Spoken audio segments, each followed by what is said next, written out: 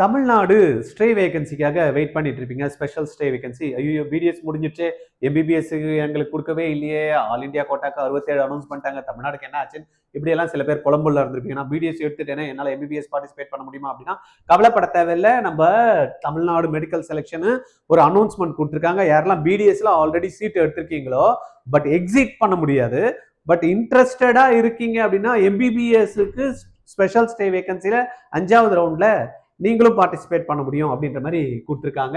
The round 5 additional stay vacancy for BDS course alone has been conducted. Already conduct பண்ணிட்டாங்க. But அது வந்து 12ல இருந்து 20 வரைக்கும் முடிஞ்சு போச்சு. இப்ப ஆல் இந்தியால எம்சிசி கொடுத்ததுனால என்ன பண்ணிருக்காங்க, இப்ப 20ல இருந்து 25 வரைக்கும் வந்து பாத்தீங்கன்னா கவுன்சிலிங் வந்து நம்மளுக்கு கொடுக்குறாங்க. எதுக்கு? எம்பிபிஎஸ் சீட்ஸும் இப்போ வேகன்சி இருக்கு. அப்போ ஆல்ரெடி பிடிஎஸ் எடுத்துட்டு எம்பிபிஎஸ் தான் வேணும்ன்றவங்களும் நீங்க பார்ட்டிசிபேட் பண்ணலாம் அப்படின்ற மாதிரி கொடுத்துருக்காங்க.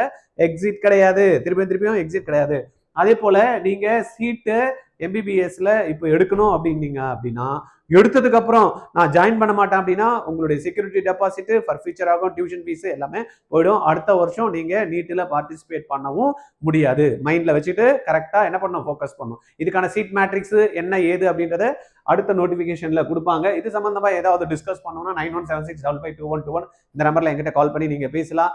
என்ன சார் வெயிட் பண்ணிட்டோம், இன்னும் 4 மாசம் தானே வெயிட் பண்ணி அடுத்த வருஷம் கவர்மெண்ட் சீட்டை தட்டலான் இருக்கோம் அப்படின்னா அதுக்கு ஏதாவது கைடன்ஸ் வேணும், கிளாஸஸ் வேணும் அப்படின்னா 8695186953 ஆர்ஜிஆர் அகாடமி, அண்ணா நகர் சென்டரை கான்டாக்ட்.